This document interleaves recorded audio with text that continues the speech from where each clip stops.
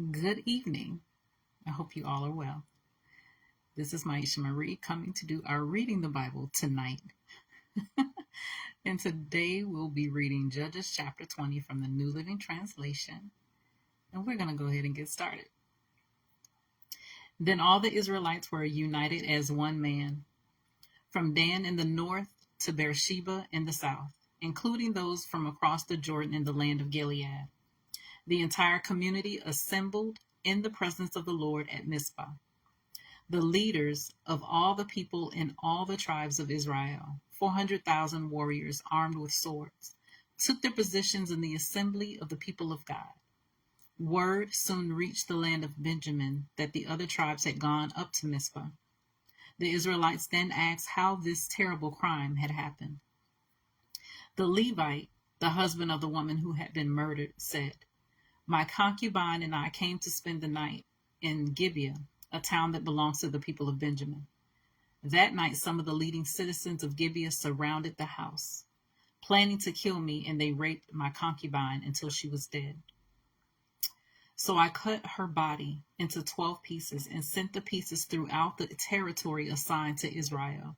For these men have committed a terrible and shameful crime. Now then, all of you, the entire community of Israel, must decide here and now what should be done about this." And all the people rose to their feet in unison and declared, "None of us will return home. No, not even one of us. Instead, this is what we will do to Gibeah. We will draw lots to decide who will attack it. 1/10 of the men from each tribe will be chosen to supply the warriors with food, and the rest of us will take revenge on Gibeah of Benjamin for this shameful thing they have done in Israel." So all the Israelites were completely united, and they gathered together to attack the town. The Israelites sent messengers to the tribe of Benjamin, saying, "What a terrible thing has been done among you. Give up those evil men and those troublemakers from Gibeah, so we can execute them and purge Israel of this evil." But the people of Benjamin would not listen. Instead, they came from their towns and gathered at Gibeah to fight the Israelites. In all, 26,000 of their warriors armed with swords arrived in Gibeah to join the 700 elite troops who lived there. Among Benjamin's elite troops, 700 were left-handed, and each of them could sling a rock and hit a target within a hair's breadth without missing. Israel had 400,000 experienced soldiers armed with swords, not counting Benjamin's warriors. Before the battle, the Israelites went to Bethel and asked God, which tribe should go first to attack the people of Benjamin? The Lord answered, "Judah is to go first."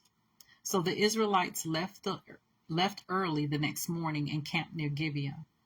Then they advanced toward Gibeah to attack the men of Benjamin. But Benjamin's warriors, who were defending the town, came out and killed 22,000 Israelites on the battlefield that day. But the Israelites encouraged each other and took their positions again at the same place they had fought the previous day. For they had gone up to Bethel and wept in the presence of the Lord until evening. They had asked the Lord, "Should we fight against our relatives from Benjamin again?" And the Lord had said, "Go out and fight against them." So the next day they went out again to fight against the men of Benjamin. But the men of Benjamin killed another 18,000 Israelites, all of whom were experienced with the sword. Then all the Israelites went up to Bethel and wept in the presence of the Lord and fasted until evening. They also brought burnt offerings and peace offerings to the Lord. The Israelites went up seeking direction from the Lord. In those days the ark of the covenant of God was in Bethel, and Phinehas, son of Eleazar and grandson of Aaron, was the priest. The Israelites asked the Lord, "Should we fight against our relatives from Benjamin again, or should we stop?" The Lord said, "Go. Tomorrow I will hand them over to you." So the Israelites set an ambush all around Gibeah. They went out on the third day and took their positions at the same place as before. When the men of Benjamin came out to attack, they were drawn away from the town, And as they had done before, they began to kill the Israelites.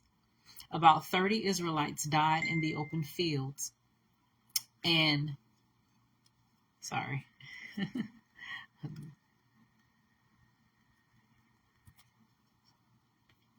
And along the roads, one leading to Bethel and the other leading back to Gibeah.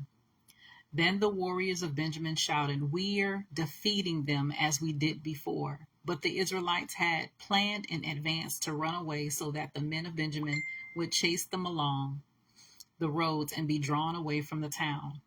When the main group of Israelite warriors reached Baal Tamar, they turned and took up their positions. Meanwhile, the Israelites hiding in ambush to the west of Gibeah jumped up to fight.